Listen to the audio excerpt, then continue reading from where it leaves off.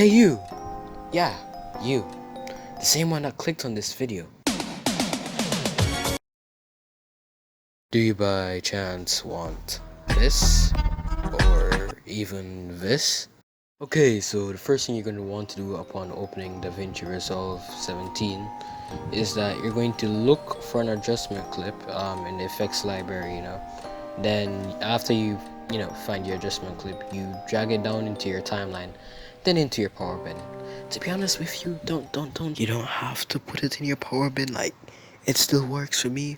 I don't know why all these people telling you, okay, maybe I do know why. There's just a little few errors. Okay, there's a possibility that there might be a few problems, but listen, man, it still works, okay? It still works, alright? If they find out I told you this, they're probably gonna... Okay, so once you have that done, what you're going to want to do is that you're going to want to go to the Fusion page. In Fusion, you're going to press shift space on your keyboard, then look for the transform. Then once you're finished with that, you go to settings and then you change the blend, which is the opacity, from 1 to 0, wherever you want it to stop or start on your clip. Alright, to bring some clarity, it's 1 on the start of your clip, then 0 on whenever you want it to end on your clip. It can be wherever you want to start on your clip, but it has to be 1 on wherever you put it to start on your clip, then 0 on wherever you want it to stop. Using the transform, you're going to want to move. It's just basically a normal zoom. You're just going to use the size and zoom in.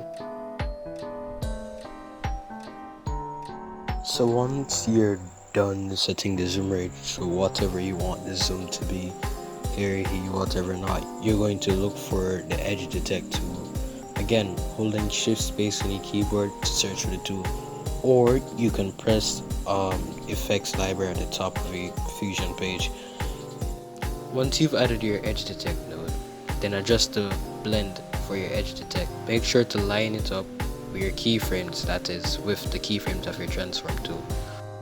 You're basically repeating the process you did with the transform tool, where you took it from 1 to 0, just that you're doing it for your edge detect at the same area as you keyframed the transformed blend. So once you've fixed your opacity for the edge detect, it should look like this.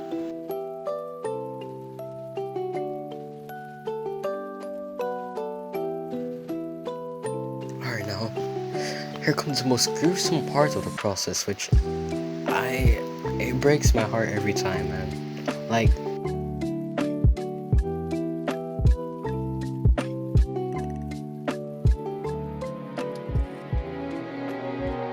why are we bending these poor lines to look like bananas? They didn't ask for this, man. They wanted to be straight, luscious lines, bro. They were straight, bro. They were firm. But then we editors, we just decided to make it smooth and bend them like bananas. They never asked us, man. They were living a good life. They were sturdy lines, man. Why we have to bend these lines? Why if they look like spaghettis, man? Why do they look like spaghetti strings, bro? They're not supposed to look like that, bro. All jokes aside, please remember to make your lines smooth and curvy. Just make them smooth however you want them to be. Curvous however you want these lines to be curved.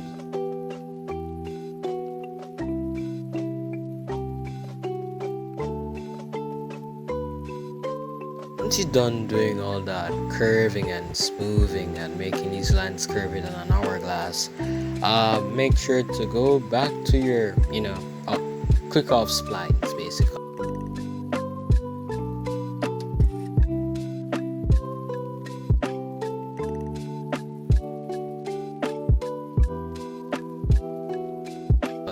Then you're gonna click shift space again on your keyboard, then search for waviness, and then you're gonna add that to your node selection right there. Just input it between the median and blah blah blah blah blah.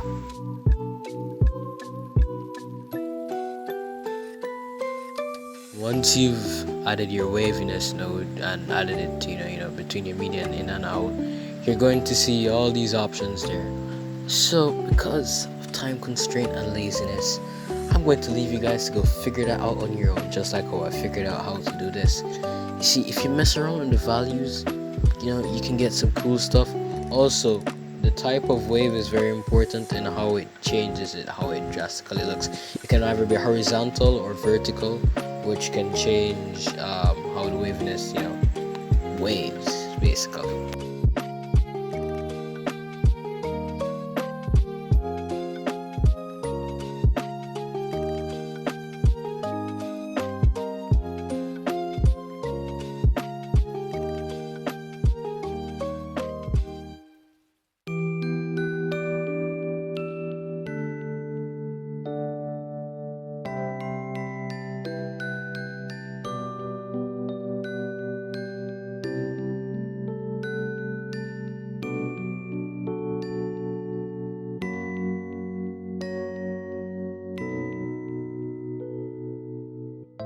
Now to finish it off, you're going to want to basically, with the blend for your edge detect, as you made it similar to the transform, is that you're going to also curve the edge detect, curve the lines for the edge detect using spines, as I'm doing right here.